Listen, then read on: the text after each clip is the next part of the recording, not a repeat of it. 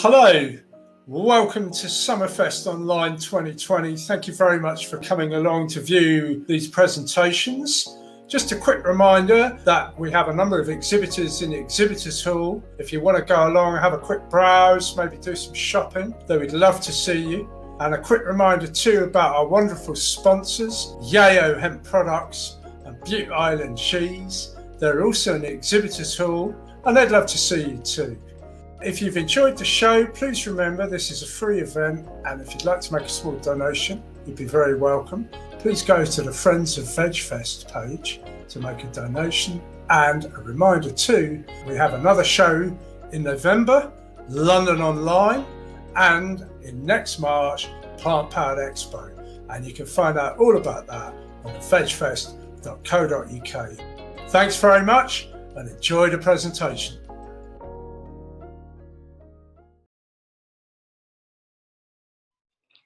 Hi everyone, and welcome to this talk on a plant-based future, what, why, and what's next. My name is Claudia Penna Rojas, and I am a member of Animal Rebellion. I would like to quickly disclose that I myself am not an expert, but like many, I have listened to what they have to say, and I am here to communicate what we know and the challenges that we are faced with. So, who are we? For anyone who doesn't know who Animal Rebellion are and what we do, Animal Rebellion is a mass social movement in open rebellion against the government over criminal inaction on the climate catastrophe. We are people from all walks of life demanding that the government end the destructive animal farming and fishing industries and transition to a just and sustainable plant-based food system. A plant-based food system is an essential step required to minimize the risk of catastrophic climate breakdown, mass extinction, and social collapse.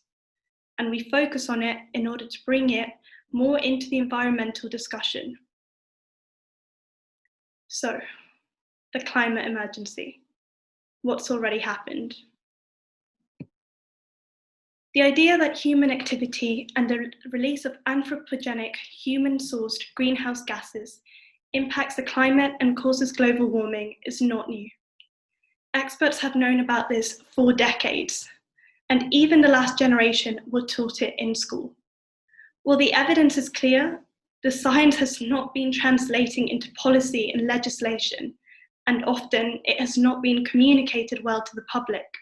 We can talk all night about why changes haven't been made already, but the bottom line is they haven't. No matter how many reports confirming that we only have a matter of years in which to act. Thus, we have to act now. But before we go into more detail about the state of the climate emergency today, let's cover some basics in climate science. So, what is causing the world to warm up, i.e. global warming? Greenhouse gases exist in the atmosphere and create a blanket that traps in heat from the sun. This is called the greenhouse effect. It's naturally occurring and part of what keeps the Earth's habitable temperature. But when humans begin to add greenhouse gases, it leads to the enhanced greenhouse effect, which causes significant artificial warming in unnaturally short periods of time.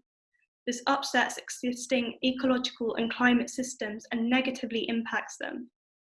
So where do these human-derived greenhouse gases come from? Well, the main sources are eating animals, so the animals themselves, their waste, and the plants that we feed them. Production, so making products and buildings. Burning fossil fuels, so energy, and deforestation.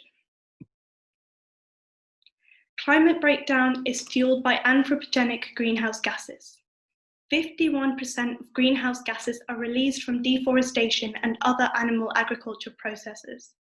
The IPCC says that 14.5% of anthropogenic greenhouse gases are due to animal farming and fishing, but other estimates range up to 51%.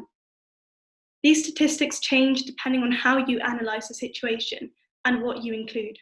So for example, the 51% figure is so much higher because it uses more accurate numbers of animals currently in our food system. It also accounts for other processes such as refrigeration, transport, prolonged cooking of animal products, and the carbon-intensive medical treatments, including antibiotics, used for the trillions of animals currently in our food system.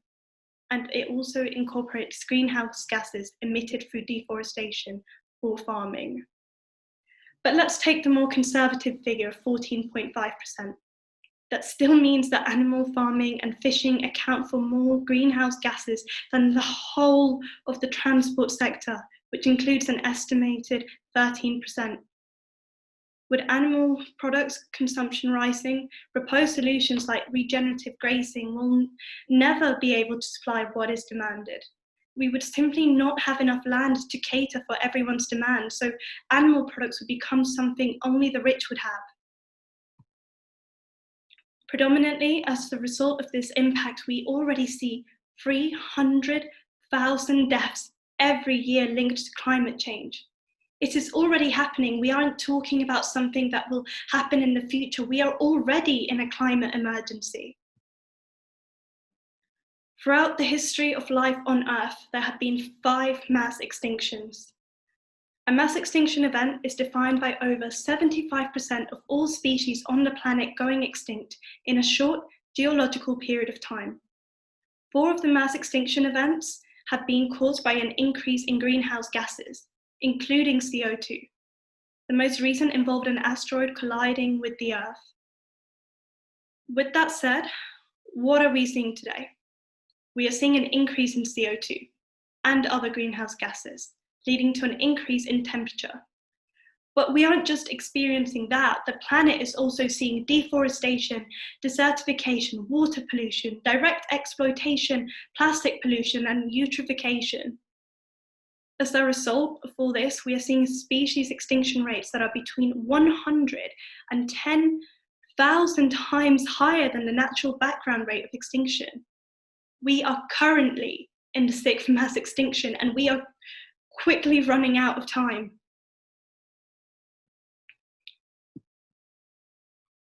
So we've covered where we're at in the climate emergency. Now let's dive into where we are headed if we continue with business as usual. If we continue on the trajectory of a 3-degree temperature rise, we would see approximately 1 billion climate refugees by 2050. Sea level rise would cause coastal areas to go underwater and displace 275 million people. Floods, droughts, wildfires, heat waves would all become stronger and more common, destroying any chance of recovery between natural disasters. Large areas of northern Africa and the Middle East will become completely uninhabitable.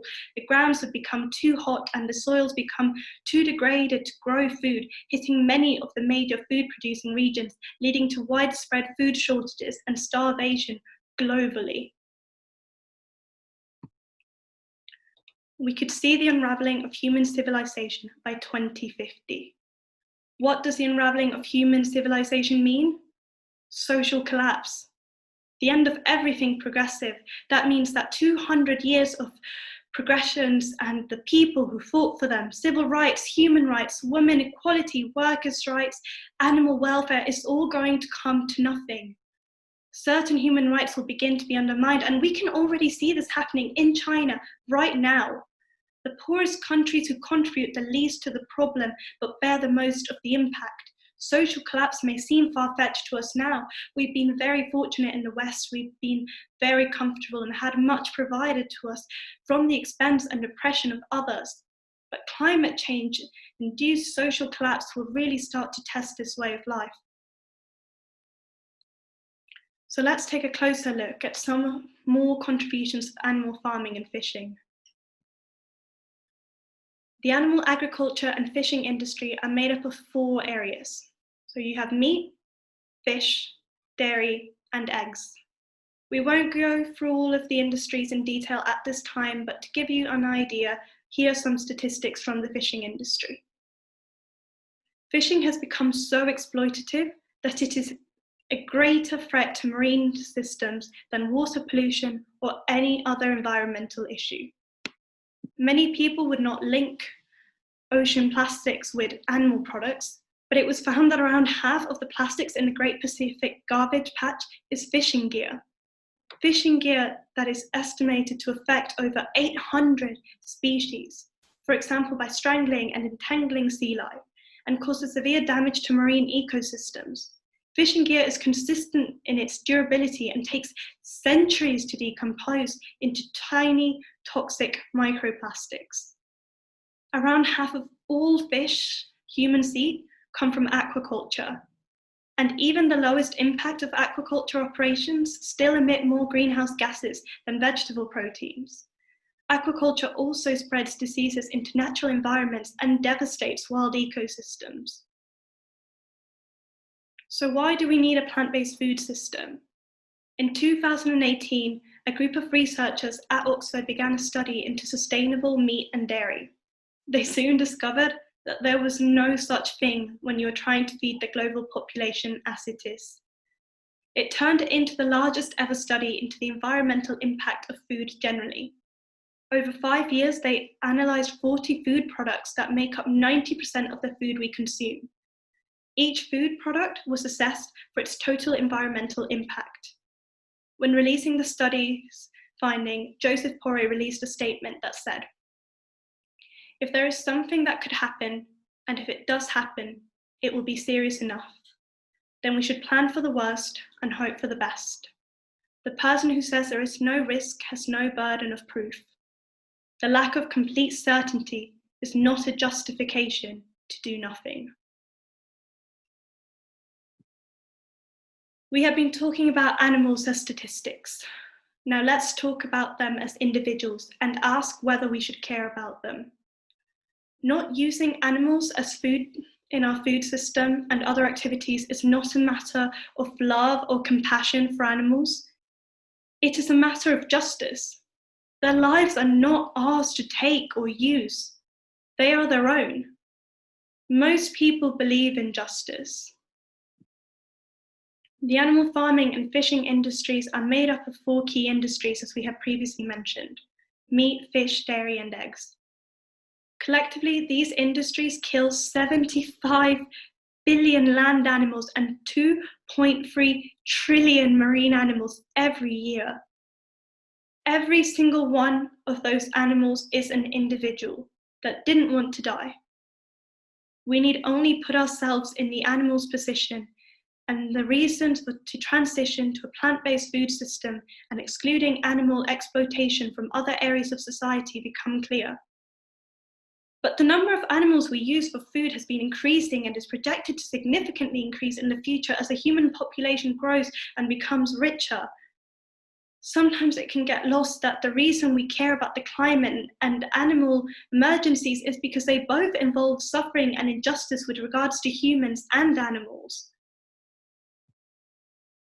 It's often hard to remember the individual in all of this. So we are so used to talking about others as statistics, even humans. Therefore, I want to tell you a story about one individual in animal agriculture. She was called Hero Cow, and this is her story. In southern Poland, there was a cow on a beef farm who had a powerful spirit. She always resisted control. She was known for her fierce courage, so much so that the farmer insisted that she be tranquilized before being sent to the slaughterhouse in order to minimize any risk of escape and harm to his workers. The workers ignored the farmer. They were arrogant in their ability to force resisting cows onto a slaughter truck, having done it so many times before. The truck pulled in, and the workers pulled out the electric rod to coerce her into the truck. But she was not going to be sent to her death that day. She crashed through the metal gate and ran across the fields towards the woodland. One of the workers tried stopping her. She charged through him, breaking his arm and bruising his ribs. Behind her, workers were chasing her. The workers had no intention of letting her get away, as the farm could sell her dead body for £1,000. She stopped before a large lake. With the cries of the workers behind her and a strong desire to escape, she dived into the lake in a desperate attempt to swim to safety. Now, bear in mind that this is an animal who had never in her life been near water like this, never been out of a paddock, never tried to swim. The workers reported seeing her dive underwater for extended periods of time in an attempt to lose her pursuers. She made her way to an island where she began to live free.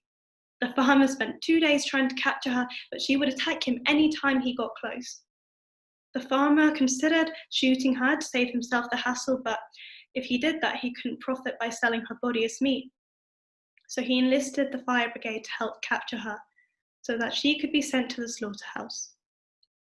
It took about a week to arrange the fire brigade to come and capture this rebel cow.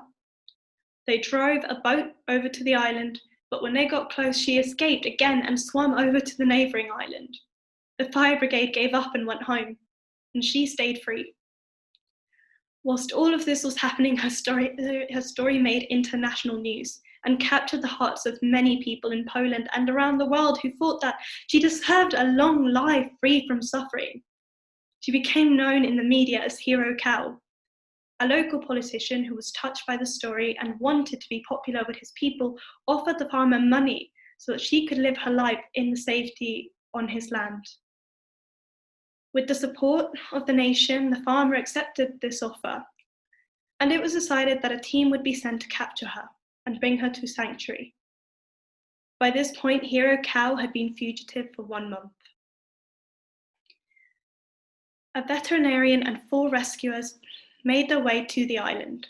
They crept through the foliage on the island, sneaking up on Hero Cow. When they were close enough, they shot her 3 times with tranquilizer darts. She struggled before passing out from the sedatives, and they got her onto the boat. They then loaded her body onto a truck, similar to that which would have taken her to a slaughterhouse. She never made it out of the truck alive. As she regained consciousness, the stress of her capture was too much to bear. She didn't understand why she was being captured, and she died of a heart attack.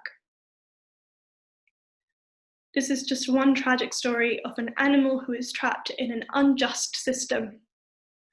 A system that she never consented to, that she wants no part of at all.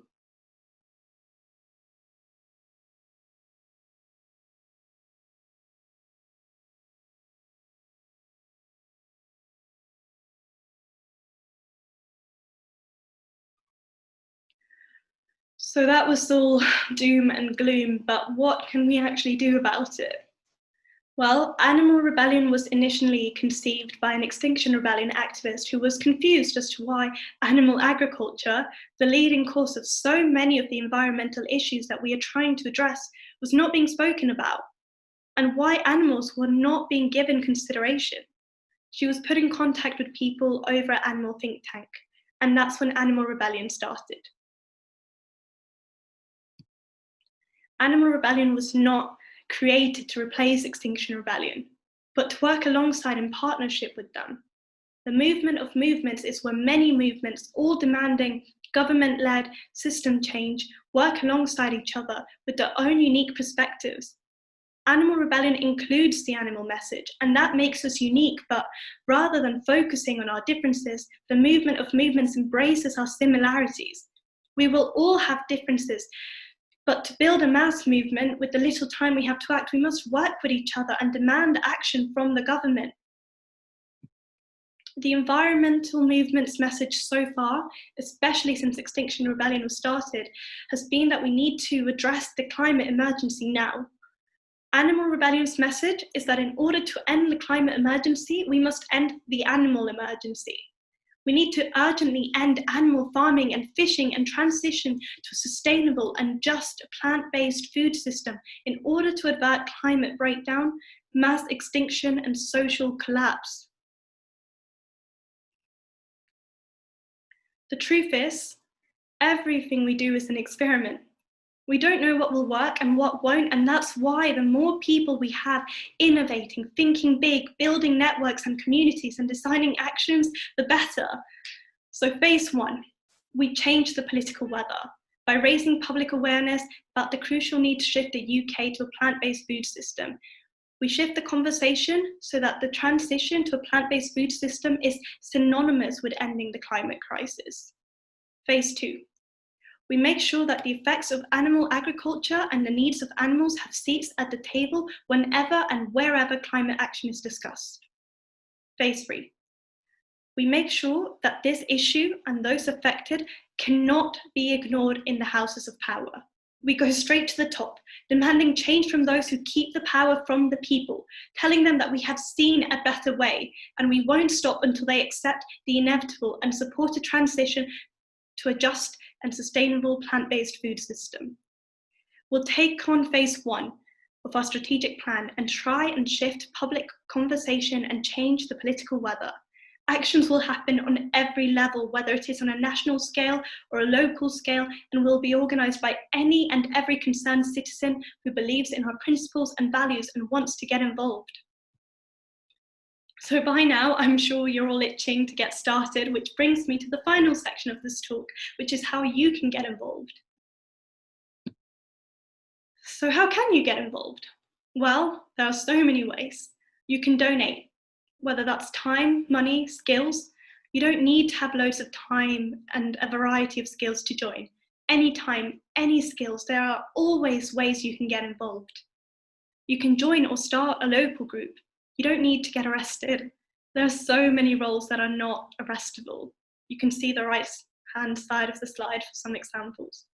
If you have 20 hours or more a week to give, and you want to go full or part-time, there is a form that you can fill out on animalrebellion.org. We all have the power to make a difference. We will end off with this quote. If not you, who? And if not now, when? We hope that this presentation has made you think and even empowered you to take part in this movement and help us create a more just and sustainable future that benefits all Earthlings. Thank you very much for taking the time to listen.